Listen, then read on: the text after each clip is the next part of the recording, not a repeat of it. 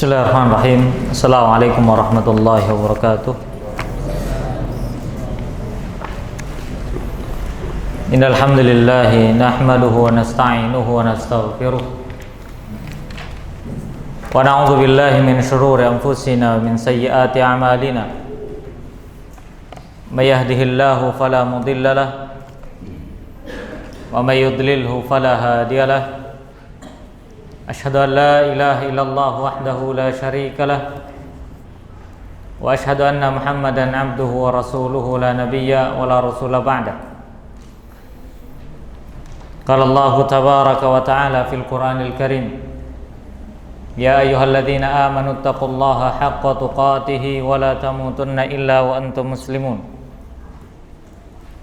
Fa inna ahsanal kalami kalamullah wa khairal huda huda Muhammadin sallallahu alaihi wa ala alihi wasallam. Amma ba'du, ma'asyiral muslimin rahiman wa rahimakumullah. Bersyukur pada Allah Subhanahu wa taala yang telah memberikan kenikmatan kepada kita semuanya. Salawat serta salam tercurah limpahkan kepada junjungan Nabi kita Muhammad sallallahu alaihi wasallam dan kepada keluarga beliau serta para sahabat, para tabi'in dan tabi'ut tabi'in, serta orang-orang yang senantiasa mengikuti dan mempertahankan sunnah beliau hingga hari kiamat. Ikhwani fillah, azanallahu iyyakum. Ini di hari Sabtu yang ketiga. Kita melanjutkan kembali kitab baru kita, yaitu Fiqih Al-Asma' Al-Husna. Dan alhamdulillah untuk kitab ini sudah dicetak terjemahannya. Maka silakan bagi antum yang belum punya, silakan untuk memilikinya, karena itu penting.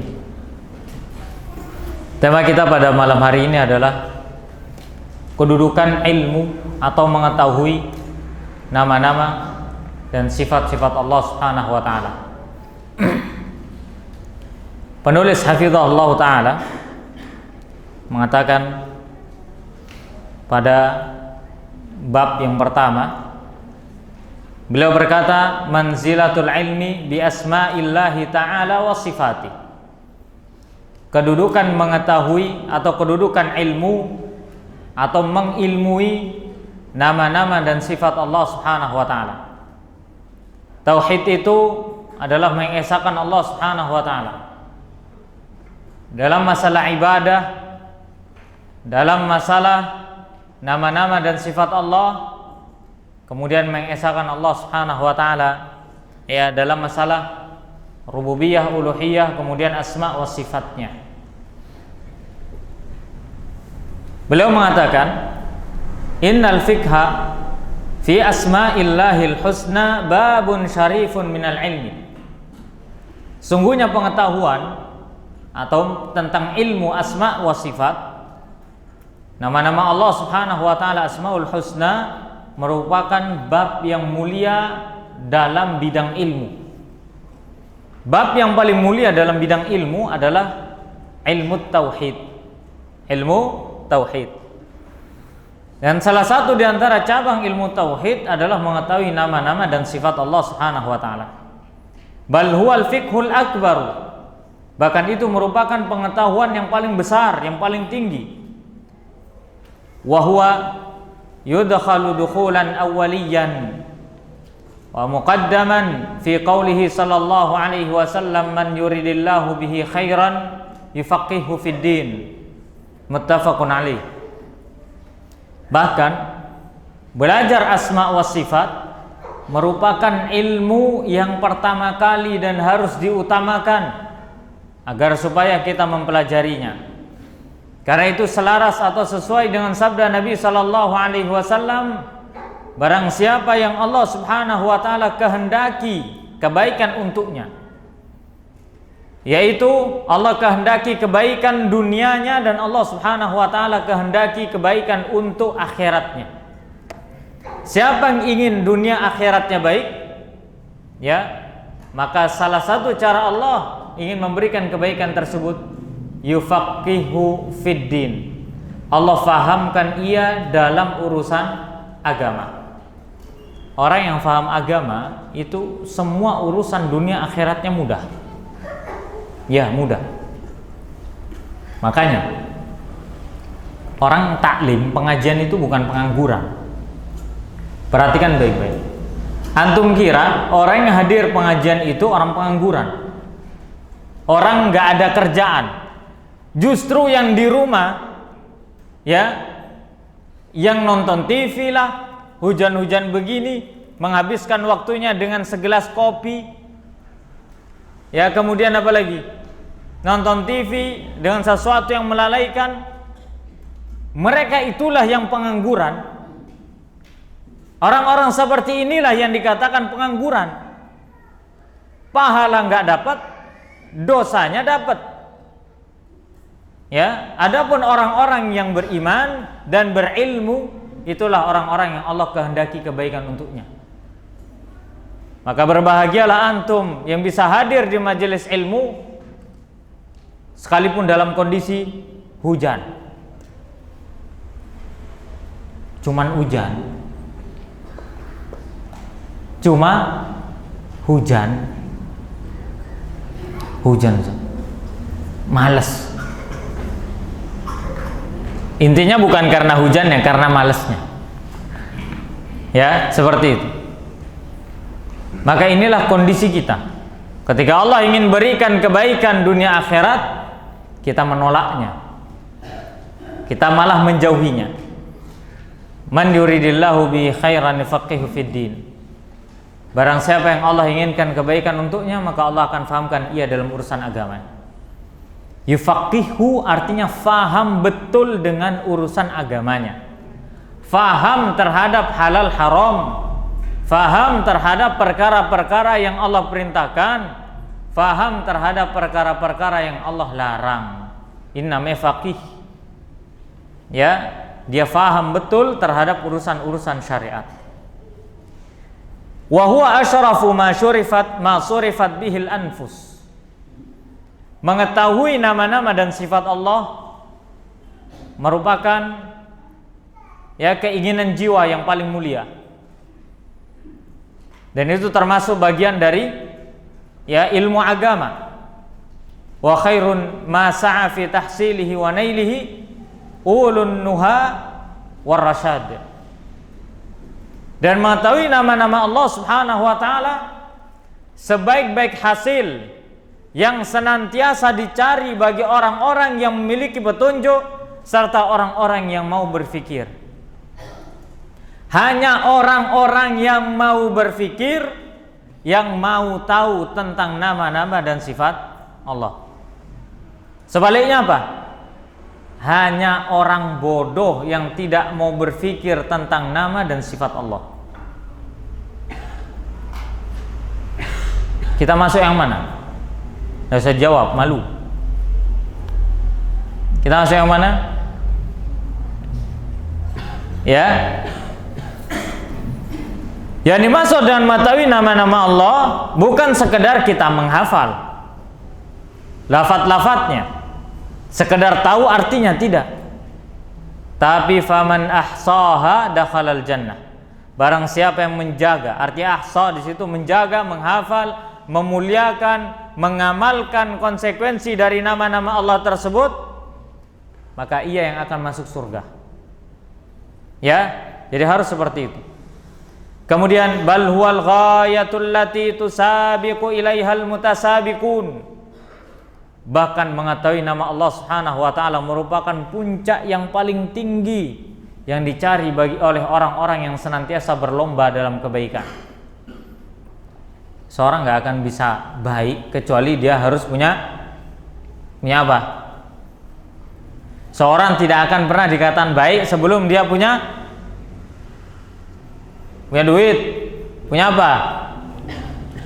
Punya dunia, punya apa? Punya iman. Nggak akan dikatakan baik sampai ia punya iman. Dan seorang tidak dikatakan beriman sampai ia meyakini apa yang Allah tetapkan untuk dirinya berupa nama dan sifatnya. Maka setiap orang yang hanya meyakini sebagian nama-nama dan sifat Allah saja, ya, tidak sesuai dengan keyakinan Nabi SAW, maka imannya tidak sempurna. Apalagi orang-orang kafir, sekalipun mereka berbuat baik, sekalipun mereka beramal soleh, sekalipun mereka lapar dan haus di siang hari ikut-ikut puasa, capek berpeluh-peluh sampai sakit pinggang, dia berdiri di malam hari ikut-ikut sholat tarawih, tetap dia tidak bisa dikatakan orang baik. Kenapa? Karena nggak punya iman. Itu orang kafir. Ya, orang kafir. Maka apa sekarang manfaat amalan solehnya orang kafir itu? Ada orang kafir beramal soleh banyak-banyak, apa manfaatnya? Bagi dia apa? Hah? Pahala? Diampuni dosa? Iya, cuman ngurangi azabnya aja. Tetap diadab, cuman berkurang. Mungkin panasnya 100 berkurang jadi 99,99 gitu. Ya, itu para ulama beristimbat demikian.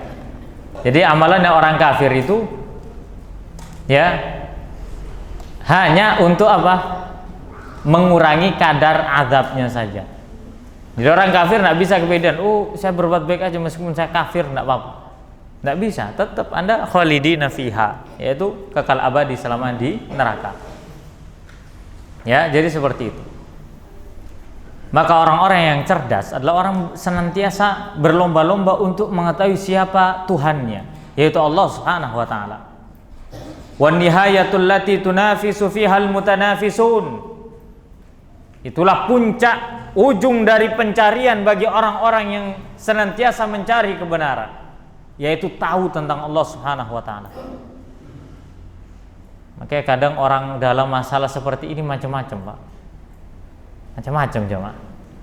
Ada yang nyampe pada tujuannya karena dia mengikuti jalannya, ada yang nggak nyampe, ada yang bahkan nyasar tapi kepedean mengatakan saya nyampe. Lihat Nabi SAW dalam memahami dan mengenali Tuhannya yaitu Allah Subhanahu wa taala, apa yang beliau lakukan?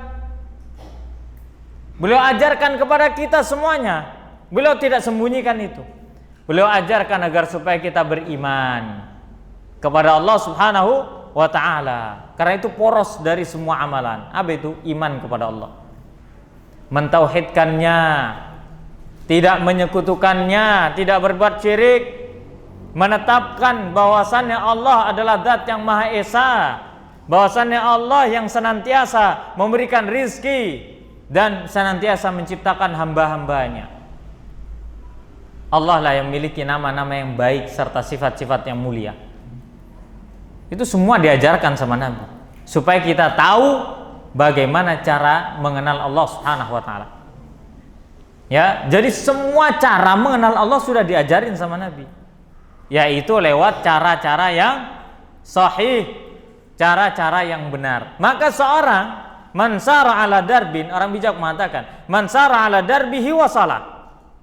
Barang siapa yang berjalan di atas jalannya, maka dia pasti akan sampai ke tujuannya. Ini bukan hadis ya, ini perkataan orang bijak. Orang bijak mengatakan, mansara ala darbihi wasala. Barang siapa yang berjalan di atas jalannya, maka dia akan sampai. Itu yang harus kita pegang. Sekarang ketika kita belum mengenal Allah Subhanahu wa taala, apa yang harus kita lakukan? Kita belum nyampe, kita mau kemana lah? Mengenali suatu daerah contohnya. Bukan berarti kita menyamakan daerah dengan Allah Subhanahu wa taala. Ketika kita ingin mengenal Allah Subhanahu wa taala, apa yang harus kita lakukan? Mencari jalan dan cara agar supaya kita bisa mengenali Allah. Ya kan? Gak mungkin kita tiba-tiba, saya kenal sama Allah. Gak bisa. Kita harus berilmu. Makanya itulah puncak dari sabda Nabi, man yuridillahu bihi khairan. Barang siapa yang Allah inginkan kebaikan. Yang kedua, ada orang-orang yang keblinger, salah jalan, nyasar tapi kepedean bahwasannya dia mengenal Allah. Akhirnya ada keyakinan-keyakinan yang salah. Seperti wahdatul wujud. Tahu wahdatul wujud? Manunggaling kawula Gusti. Artinya Allah Subhanahu wa taala bisa bersatu dengan makhluk. Antum tahu itu kan dibawa oleh Syekh Siti Jenar. Sirahnya kan gitu kan? Kalau bisa dilihat di buku-buku itu, yang bawa keyakinan manunggaling kawula Gusti, yaitu Allah bisa bersatu dengan makhluk, itu Syekh Siti Jenar. Dan di kisahnya itu Wali Songo mengingkari keyakinan Syekh Siti Jenar. Zaman now lebih ajib lagi, lebih ajaib lagi apa? Ngaku ngikut Wali Songo tapi masih meyakini manunggaling kawula Gusti. Ada nggak? Contoh, orang itu sudah terbuka hijabnya, sehingga dia Allah itu bersatu dengan dirinya, makrifat. Orang kalau sudah makrifat kata tidak wajib sholat. Makrifat apanya? Gilanya. Makrifat itu jelas, sudah jelas diketahui. Kata tidak wajib sholat. Antum tinggal pilih sudah, tidak wajib sholat tuh antum mau gila, hilang akal karena gila, atau karena tidur, atau karena belum balik. Pilih. Oh, orangnya terjaga Ustaz. Udah balik belum? Sudah tua Ustaz. Berarti yang ketiga opsinya nggak mungkin dong dia belum balik. Apa itu? Gila. Nggak ada orang yang bisa bersatu dengan Allah Subhanahu wa taala. Lucu kan? Wali Songo itu membenci apa yang dibawa oleh Syekh Siti Jenar. Bahkan mereka memboikot Syekh Siti Jenar. Karena itu keyakinan-keyakinan yang menyimpang dari dakwahnya Wali Songo. Semua Wali Songo. Yang lebih lucu lagi katanya pengikut Wali Songo tapi etikotnya etikot Syekh Siti Jenar. Lucu ya? Ya seperti itu. Ini adalah orang-orang yang keblinger, yaitu orang-orang yang mengatakan yang meyakini Allah bisa bersatu dengan makhluk. Bahkan ada orang mengatakan apa? Begini, orang itu kalau sudah bersatu sama Allah, katanya Allah itu bersama dia, wa huwa ma'akum aina ma kuntum. Itulah kalau tafsir, mohon maaf ya kalau bahasa kasar, sak penake dole dhewe gitu. Kalau tafsirnya sembarangan itu bahwa ma'akum aina ma kuntum artinya Allah bersama kalian. Artinya Allah bisa bersatu. Katanya, jangan katanya lu. Katanya. Padahal para ulama tafsir mengatakan apa? Ma'iyatullah di dalam ayat ini adalah ilmunya. Ya, dan basirahnya. Itu yang dikatakan oleh para ulama tafsir. Bukan mengatakan zat Allah bersatu dengan makhluk. Karena apabila zat Allah bersatu dan makhluk, konsekuensinya fatal. Namanya manusia Pak, pengen ke kamar mandi. Namanya manusia pengen buang hajat. Bukankah itu sebuah pelecehan kepada Allah Subhanahu wa taala? Namanya manusia punya rasa lapar, namanya manusia punya rasa haus. Masa iya Allah Subhanahu wa taala bersatu pada dirinya ikut makan, ikut minum? Ya kan? Masa iya ketika dia meyakini Allah bersatu dengan dirinya, bagaimana ketika dia masuk ke dalam WC? Nanti ujung-ujungnya banyak alasan lagi kalau begini nih. Udah buntu jalannya, banyak alasan cari jalan lagi, buntu lagi cari jalan. Gitu aja terus. Ya. Makin yang terjadi. Bahkan ada yang mengatakan orang kalau sudah bersatu sama Allah, ngelihat pintu itu Allah katanya. Ngelihat benda Allah. Anda pernah dengar sendiri tulisannya. Ya Allah, semoga Allah berikan hidayah pada kita semua. Hati-hati sama keyakinan begitu, nggak ada dalam Islam. Antum masih sholat kan? Antum? Antum syariat berarti. Di atas syariat apa? Di bawahnya syariat apa? Syariat, hakikat, terus marifat. Ada orang mengatakan gini, Mas, katanya, kamu kan sendiri. Dia mengatakan, Mas, enak yo, jadi wong makrifat. Enak ya katanya jadi orang makrifat. Kenapa? Iya, saya pernah menjumpai orang itu makrifat, kan, sudah makrifat. Jadi kalau ada waktu duhur, itu cuman gini doang. Ada adzan. Oh iya, sekarang waktu duhur. Udah katanya. Apa dalilnya? Oh, orang kayak begitu pakai dalil Quran. Wa'bud rabbaka hatta ya'tiyakal yakin. Dan sembahlah Tuhanmu, Rabbmu sampai datang keyakinan pada dirimu. Saya yakin itu duhur. Antum tanya itu sama orang-orang yang nggak pernah sholat, kecuali sholatnya setahun 2 kali itu pun kalau nggak kecolongan. Kalau datang setelah salam, kan kecolongan dia sudah sholat idnya.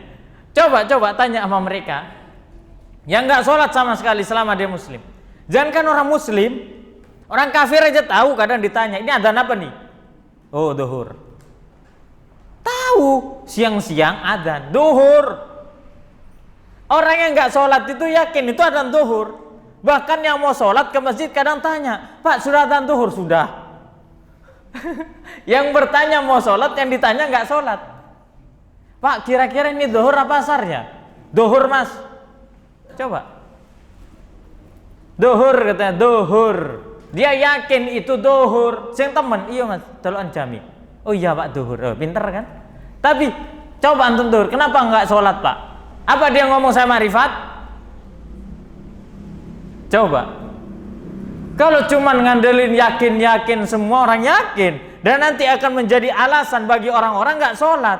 Karena omongannya apa? Yakin. Awas antum kayak begini antum ya. Hati-hati lu, jangan. Yang penting yakin. Nanti lagi alasannya. Keyakinan di sini maksudnya adalah begini dan begitu. Nggak bisa. Wa'bud rabbaka hatta ya'tiyakal yakin. Ditafsirkan para ulama al-yakin yakni al-maut. Ya, al-maut, mati. Nah, kalau dia sudah mati baru sholatinlah dia. Suruh jangan sholatin dia. Ya. Kalau ada orang mengatakan saya sudah yakin, saya sudah ma'rifat. Pegang, bapak masih hidup? Masih. Oh, berarti wajib sholat Pak. Kalau bapak habis ini mati, baru saya nggak suruh sampean sholat. Ya. Maka orang tidak bisa mengatakan saya mengenal Allah, ada orang bersatu dengan Allah, karena nanti konsekuensinya fatal. Dan nanti melebar dari itu, mau nggak mau dia harus menetapkan Allah di mana-mana. Benar nggak? Siapa yang suka baca qul huwallahu ahad? Apa artinya? Banyak orang baca qul hu pun nggak paham juga maknanya. Tuh orang begitu-begitu tuh kadang baca qul hunya luar biasa. Tapi lucunya luar biasa, qul hu pun nggak hafal. Bukan nggak hafal, nggak paham juga. Qul huwallahu ahad. Katakanlah bahwasannya dialah Allah yang Maha Esa. Lah kalau Allah Maha Esa, sekarang di sini ngaku ada yang makrifat bersatu sama Allah, di sono ada yang ngaku lagi di sono. Kalau mau ditanya, ya, terus Allah itu piro? Konsekuensinya fatal enggak? Fatal, keluar dari makna dari qul huwallahu ahad. Dialah Allah yang Maha Esa. Esa itu satu. Fatal, dari situ sudah. Ya Allah, hati-hati loh ini. Kemudian apa lagi? Mau nggak mau dia harus menetapkan bahwasannya Allah ada di mana-mana. Lek nang Bojonegoro nek sing aku, ya, manunggaling kawula Gusti ya wis ono nang kono. Apa? Ada satu di Banyuwangi, satu lagi di Jember, satu lagi di Tuban, satu lagi Jawa Tengah. Mau nggak mau dia harus menetapkan apa? Meyakini bahwasannya Allah ada di mana-mana. Fatal dah. Fatal lagi. Jadi seperti itu. Ini makanya ya, satu keburukan itu akan senantiasa mengajak pada keburukan yang lain. Antum bohong aja, bohong sekali. Nanti diikuti oleh bohong lagi. Gitu aja terus. Apalagi masalah akidah. Apalagi masalah kesalahan dalam akidah. Satu kesalahan dalam masalah akidah yang berakibat fatal tentunya, maka akan diikuti oleh kesalahan-kesalahan berikutnya. Maka hati-hati ya dalam masalah beragama dan mengetahui Allah, cari jalan yang benar karena semuanya telah diajarkan oleh Nabi kita Muhammad SAW. Ya. Kemudian beliau mengatakan mengetahui nama-nama dan sifat Allah adalah imadus sayri ilallahi ta'ala, yaitu pokok untuk mengetahui Allah Subhanahu wa ta'ala. Kemudian mengetahui nama-nama Allah Subhanahu wa ta'ala, meraih kecintaan dan ridhonya, agar supaya diberikan petunjuk pada siratal mustaqim. Allah akan berikan petunjuk padanya bagi setiap orang-orang yang mencintai Allah, ya, atau yang Allah Subhanahu wa ta'ala cintai ia. Ikhwani fillah azanallahu iyyakum. Beliau mengatakan bahwasanya setiap bangunan itu pasti memiliki pondasi, dan pondasi dari agama adalah iman. Beriman kepada Allah Subhanahu wa ta'ala dan kepada nama-nama serta sifatnya. Kita tahu bahwasanya iman itu ada berapa? Ada berapa? 10. Berapa? 6. Pertama, iman kepada Allah. Yang kedua, iman kepada malaikat. Yang ketiga, iman kepada kitab. Yang keempat, iman kepada Rasul. Yang kelima, iman kepada hari kiamat. Yang keenam, iman kepada qada dan qadar, yaitu takdir Allah Subhanahu wa ta'ala. 2 sampai nomor 6 semuanya berporos pada nomor 1. Artinya apa? Seorang tidak akan bisa beriman dengan malaikat, adanya malaikat, beriman dengan adanya nabi, tidak akan sempurna beriman dengan adanya kitab, tidak akan sempurna keimanan kepada hari kiamat, tidak akan sempurna kepada takdir dan qada Allah, kecuali semuanya harus bertumbuh pada keimanan kepada Allah Subhanahu wa ta'ala. Asasnya itu. Pondasinya itu. Apa? Beriman kepada Allah Subhanahu wa ta'ala dulu. Kalau ada orang mengatakan, saya meyakini bahwasannya ya nabi itu ada, tapi saya tidak meyakini Allah itu ada. Ada nggak orang yang begini? Ada. Orang ateis, ya, yang mereka tidak meyakini adanya Allah Subhanahu wa ta'ala. Oleh karena itu ketika mereka meniadakan Allah Subhanahu wa ta'ala atau meniadakan konsep ketuhanan, maka batallah semua keimanan dari nomor 2 sampai nomor 6 tersebut. Dia otomatis gak akan beriman kepada malaikat. Lah mau gimana beriman sama malaikat? Yang menciptakan malaikat saja tidak ditetapkan, apalagi yang diciptakan. Dia tidak akan beriman kepada kitab-kitab Allah. Kenapa? Karena sungguhnya kalau dia beriman kepada kitab Allah, konsekuensinya dia harus beriman siapa yang menurunkan kitab tersebut. Ya, ada orang mengatakan tidak beriman kepada Allah, tapi beriman kepada Rasul. Dia tidak akan sempurna imannya.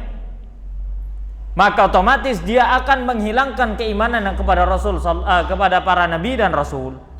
Kenapa? Ketika dia tetapkan keimanan untuk dirinya, ya, kepada nabi dan Rasul, maka dia harus menetapkan siapa yang mengutus nabi dan Rasul tersebut. Ketika ia menetapkan iman kepada hari kiamat, hari di mana manusia akan kembali, maka dia harus menetapkan siapa, kepada siapakah besok manusia dikembalikan. Ujung-ujungnya kemana? Ke nomor 1 semuanya, betul kan? Dia menetapkan keimanan bahwasannya ada takdir baik dan takdir buruk yang ada di dunia ini. Maka otomatis dia harus menetapkan siapa yang membuat takdir itu atau yang menetapkan takdir tersebut.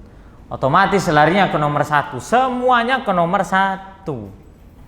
Maka barang siapa yang sempurna imannya kepada Allah dan berusaha untuk menyempurnakannya, maka dia akan berusaha menyempurnakan keimanan kepada malaikat, berusaha menyempurnakan keimanan kepada kitab, keimanan kepada Nabi Rasul, keimanan kepada hari kiamat, dan keimanan kepada qada dan qadar. Tinggal pilih, keimanan kepada Allah ini mau disempurnakan atau tidak. Kalau nggak disempurnakan, ini sudah 2-6 nggak bakal sempurna. Nggak bakal sempurna. Kalau 1 sempurna, 2-6 akan sempurna. Karena semuanya mengikuti porosnya ada pada nomor 1, yaitu keimanan kepada Allah Subhanahu wa taala. Biarkan orang-orang mengatakan, ya Allah itu begini dan begitu, biarkan. Ya. Dan Allah Subhanahu wa taala fa'alul lima yurid. Allah adalah zat yang maha mampu melakukan segala sesuatu yang Allah inginkan. Biarkan Allah Subhanahu wa taala yang mengadili mereka. Ya, terutama orang-orang yang mereka tauhidnya sudah keropos. Keluar dari mereka lisan-lisan atau ucapan-ucapan sumbang. Ya, ucapan-ucapan yang tidak layak. Macam-macam, apalagi orang-orang liberal. Ya, maka hati-hati terhadap fitnah mereka atau syubhat-syubhat mereka. Karena sungguhnya tidaklah mereka ada di dunia kecuali mereka adalah para perusak agama. Khonifidin azanallahu iyyakum. Ketika pondasi agamanya berupa iman itu dalam kondisi kokoh, maka akan kuatlah semua bagian-bagian bangunan tersebut. Dia akan merasa aman serta selamat dari bahaya. Dia akan merasa aman dan tentram tinggal di dalamnya. Sekarang pertanyaannya gini, kalau seumpama ini masjid nggak ada pondasinya, tiba-tiba nih tiang-tiang didiriin di atas apa? Di atas tanah. Kandang ayam aja ada pondasinya, ya kan? Kandang ayam aja ada pondasinya. Iya, kandang ayam itu rumah kita kena gempa runtuh, kandang ayam tidak runtuh. Makanya sampai ada cakar ayam, cakarnya ayam, biar bangunannya apa? Kokoh, ya kan? Otomatis kalau mendirikan bangunan pasti ada pondasi. Kalau nggak dikasih pondasi, maka dia akan mudah untuk runtuh. Begitulah kondisi agama seseorang. Ketika pondasinya rapuh, maka rapuhlah semua bagian dari amalan-amalannya. Tauhidnya rapuh, imannya rapuh, keyakinannya kepada Allah rapuh. Lemah betul dia. Kena syubhat dikit, begini-begini. Ya, oh benar ya, oh benar. Karena tauhidnya kepada Allah Subhanahu wa taala tidak kuat. Maka yang terjadi akan runtuhlah sedikit demi sedikit bagian dari agama yang telah ia anut selama ini.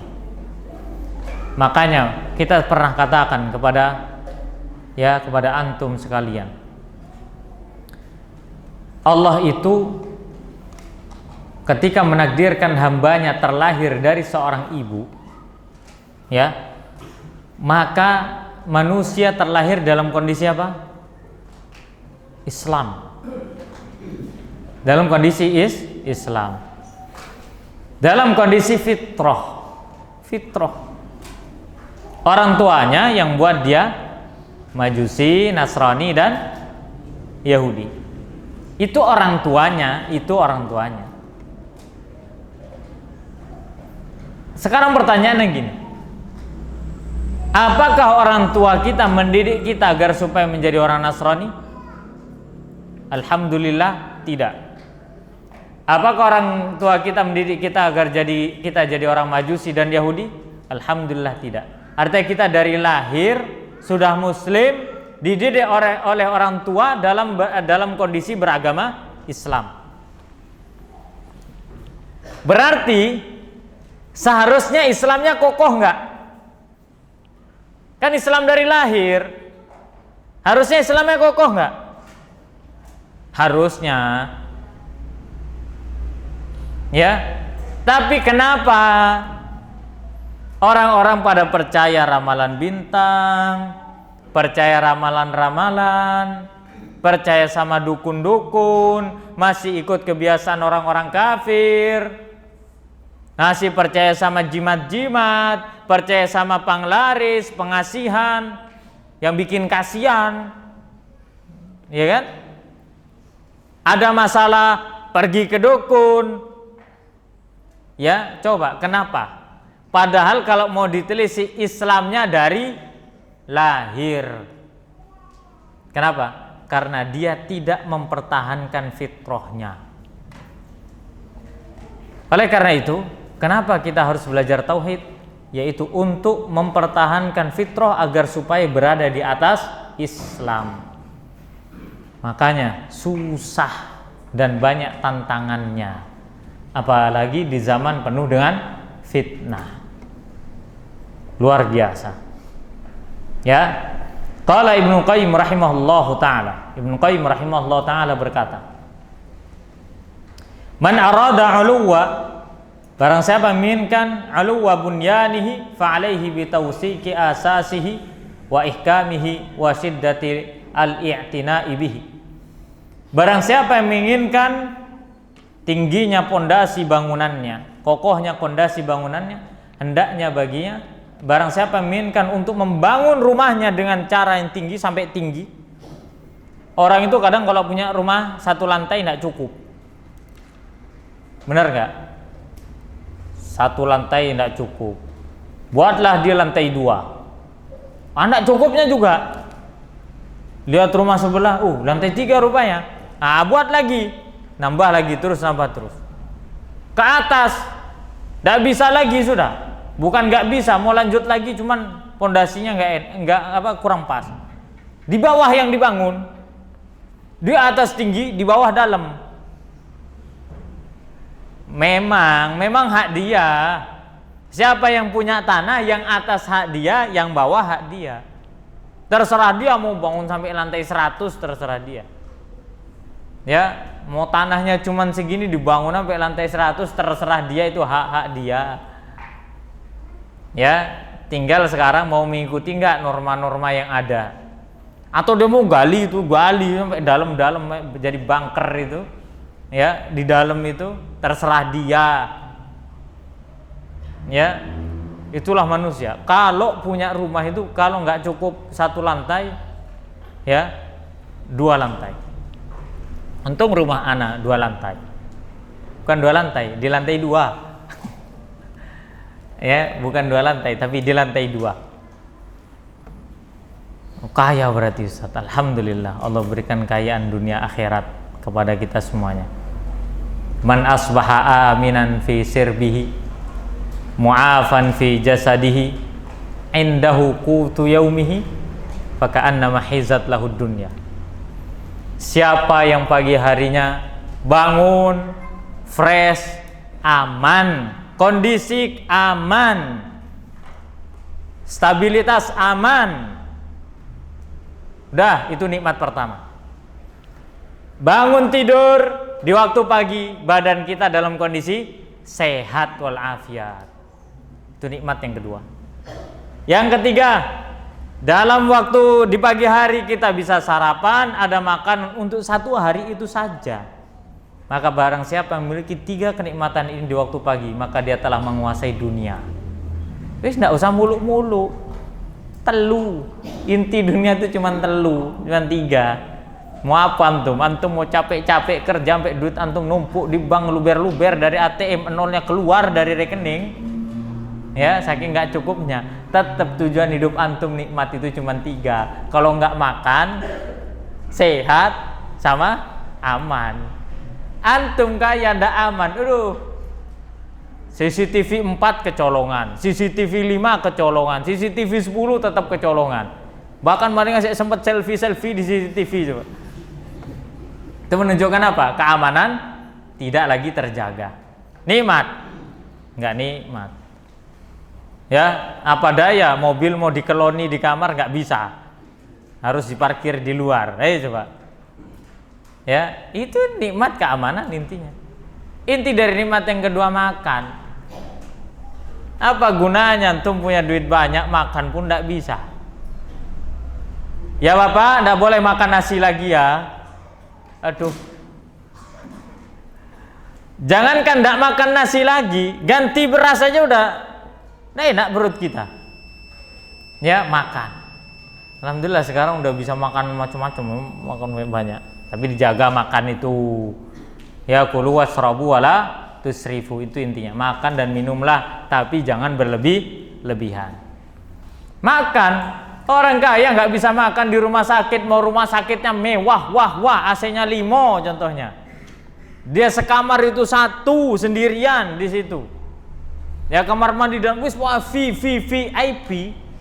Tapi yang dianterin ya makanannya ya ada jujur aja pada saat apa sama Abahana pas di rumah sakit.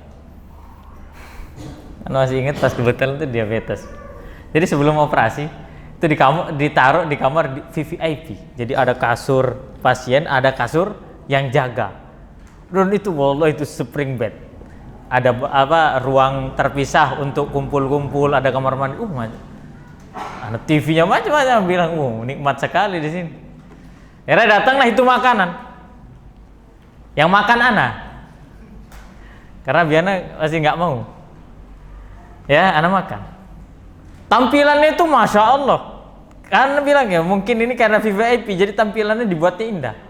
Dimakan, ya Allah nggak ada, hambar, kuah hambar, lauk daging saat itu hambar, nasi hambar, sudah nasi putih hambar lagi. Anak sampai heran, ini beras apa sih mereka kok sampai begini? Ya, ternyata itu beras katanya. Buat orang diabetes soalnya nggak mengandung gula tinggi. Biasanya lebih mahal. Beras murah nikmat ya kan. Intinya makan tuh intinya kenyang. Dah. Ya, kemudian sehat. Antum kaya ndak sehat ya Allah, susah. Makanya ada orang itu terlalu banyak berhayal. Ada orang gini. Selagi muda, bekerja keraslah. Agar supaya engkau bisa rebahan di waktu tua, di masa tua.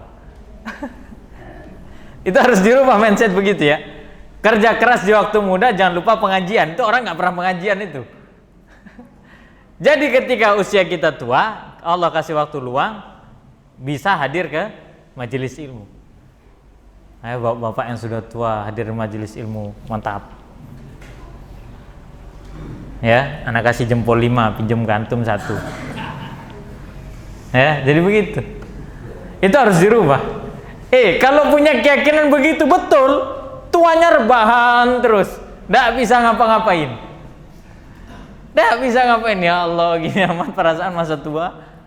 Udah detik-detik itu, detik-detik menjelang ajal. Ya, ke masjid sudah susah, duduk susah, macam-macam sudah. Ya kenapa? Karena prinsip hidupnya dari muda bekerja keras supaya tuanya bisa rebahan aja terus. Sholat susah, aduh. Ya, maka harus dirubahin. Orang yang tahu tentang Allah Subhanahu wa taala di masa mudanya, dia akan senantiasa berusaha memperbaiki diri sampai dia tua. Maka yang nikmat hidayah kepada kita dari Allah Subhanahu wa taala saat ini adalah Allah berikan kesempatan kita belajar ilmu agama, mengenal Allah agar supaya kita kokohkan agama kita yang ada dalam diri kita ini, ya, agar senantiasa kita bisa bawa sampai kita wafat, bukan sampai tua, tapi sampai kita wafat. Baik, silakan adzan dulu, kemudian setelah itu kita lanjut lagi sebentar.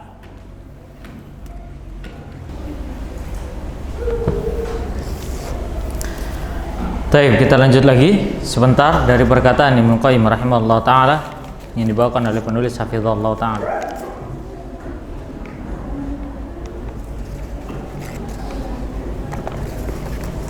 Sedikit Baik.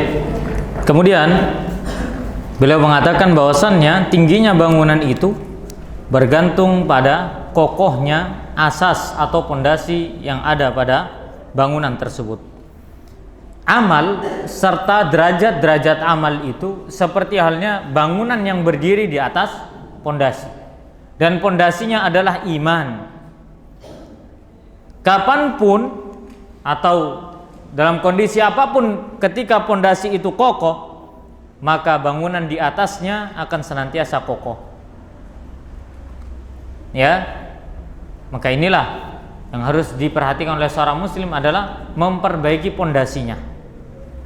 Maka apabila pondasinya tidak kokoh, apa yang terjadi? Maka bangunan akan runtuh. Ingat, bangunan kita adalah amalan saleh, serta asas pondasi dari amalan saleh tersebut adalah keimanan kepada Allah Subhanahu wa taala. Ya. Jadi intinya kita mengetahui Allah Subhanahu wa taala agar supaya kita menambahkan iman, agar supaya kita bisa mengokohkan iman dan mengenal Allah Subhanahu wa taala. Tapi Allah alam shawab, ini ada pertanyaan satu. Cuman agak panjang ini.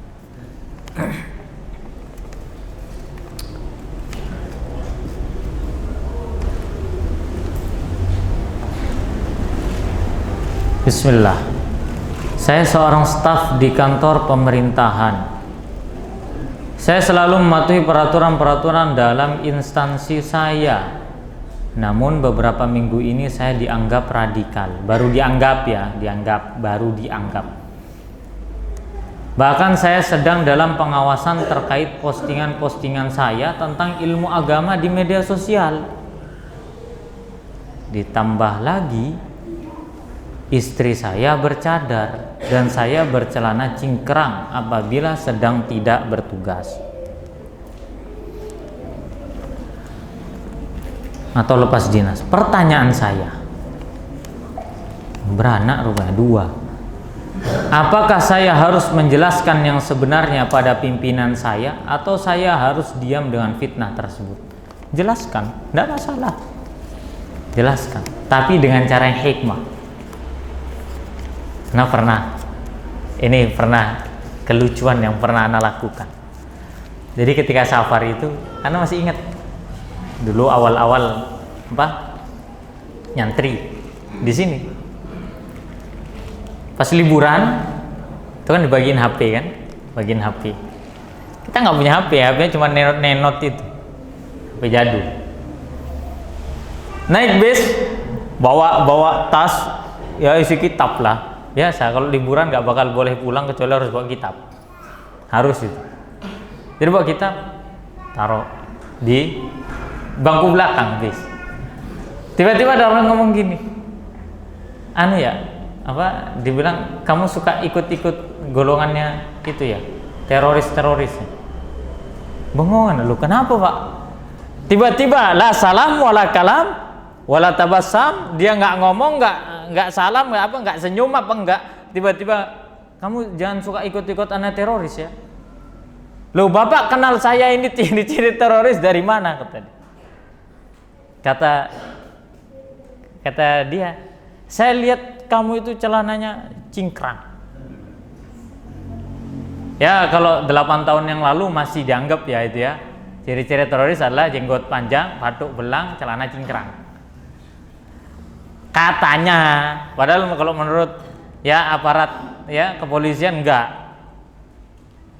Kita kemarin datang dari Polda itu enggak dianggap radikal. Justru orang yang menuduh seperti itu yang radikal. Kan radikal itu apa?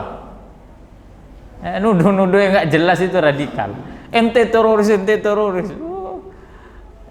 Anda bilang gini, Bapak enggak tahu ya kalau celana cingkrang itu syariat loh Pak. Kata siapa? Bapak punya HP?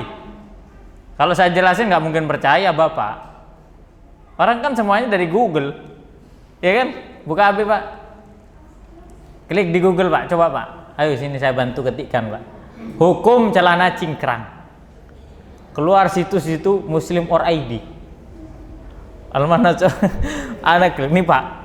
Di Google itu Pak sistemnya bagus. Mana postingan yang paling banyak diminati? Biasanya urutan nomor 1. Berarti nomor 1 Pak harus diklik. Nomor 1. Klik. Keluar hadisnya. Seret. Hukum jalan cingkrang. Ya, ini begini, ancamannya begini. Udah kan Pak? Bukan saya yang ngomong. Google. Itu hadisnya jelas. Jadi kalau di hadis tersebut ternyata Nabi cingkrang, perintah untuk cingkrang, apa tetap sampai meyakini saya teroris? Saya nggak bawa bom loh Pak, ini kitab semua. Nabi bilang gitu. Baru dia diem. Udah mau gimana lagi? Nggak percaya sama Google, dia lebih bodoh daripada Google. Nggak apa-apa, jelaskan. Ya dianggap radikal, jelaskan saja. Jangan malah dijelasin gini. Apa? Kamu anggap saya radikal? Coba saya radikal tak bom mamamu. Jangan kayak begitu, ntar malah betul-betul nih orang bahaya nih, udah punya keinginan untuk ngebom. Jangan. Ya, jadi harus dijelaskan. Jangan diam dengan fitnah. Ya, sabar Ustaz, sabar, ana berusaha untuk bersabar. Sabar itu bukan berarti diem. Sabar itu sudah sabar, tapi hendaknya memberikan, ya. Bukan berarti sabar itu tidak memberikan penjelasan, berikan penjelasan. Karena itu salah satu di antara ladang dakwah. Kemudian ini kan permasalahannya karena beliau yang bertanya ini sering posting pengajian tentang ilmu agama di media sosial. Nah, pimpinannya atau teman-temannya nggak terima mungkin. Apakah berlebihan bila saya memposting ilmu agama setiap hari? Enggak. Bahkan itu kebaikan. Bisa jadi orang dapat hidayah lewat situ. Makanya ini anak tekankan ya, untuk diri anak pribadi dan untuk antum semuanya. Kalau antum posting pengajian, jangan ada niat apa-apa kecuali untuk dakwah. Anak ingat ya dari nasihatnya Ustadz Andi Oktavian Latif. Beliau orang Pamekasan, juara 1 Olimpiade matematika fisika atau matematika di Singapura, Pak. Ya. Itu beliau, tapi masya Allah udah doktor di Inggris macam-macam, tapi ngisi pengajian luar biasa. Apa kata beliau? Hendaknya seorang itu membantu dakwah dengan berbagai macam cara dan sarana, selama itu halal. Yang bisa nyampaikan ilmu, sampaikan ilmu. Yang punya ilmu, sampaikan ilmu lewat pengajian begini. Yang belum punya ilmu atau nggak punya kekuatan untuk menyampaikan, ketika orang menyampaikan justru orang malah lalai dari ilmu, contohnya tidur, ngantuk gitu. Bisa jadi Allah berikan kekuatan dalam masalah tulisan, tulis. Atau antum punya medsos masing-masing, sebarkan ilmu itu. Nggak apa-apa, yang dianggap radikal biarin, tambah porsi itunya, postingannya. Bahkan kalau bisa langsung japri, tiap hari japri aja. Batu yang atos yang keras saja kena tetesan air tembus, terus japri. Sat, kalau saya di blog gimana Sat? Di blog juga ujungnya dibuka juga blognya kalau ada perlu sama antum. Kalau udah dibuka japri lagi, gitu terus. Tapi jangan sampai mengganggu ya. Artinya japri yang baik, yang hikmah, yang sopan, yang santun. Ya seperti itu. Dan bisa jadi itu hidayah bagi orang lain. Maka niatkan, ya Allah, semoga ini jadi hidayah untuk saya dan bagi orang lain. Jadi tinggal tambahi niatnya dengan niat yang baik. Dan bersabarlah dalam mengikuti sunnah. Mau dianggap radikal, biarkan. Ya terkadang orang semuanya butuh bukti dan fakta. Kita buktikan bahwasannya kita bukan radikal. Mau dituduh teroris, biarin saja.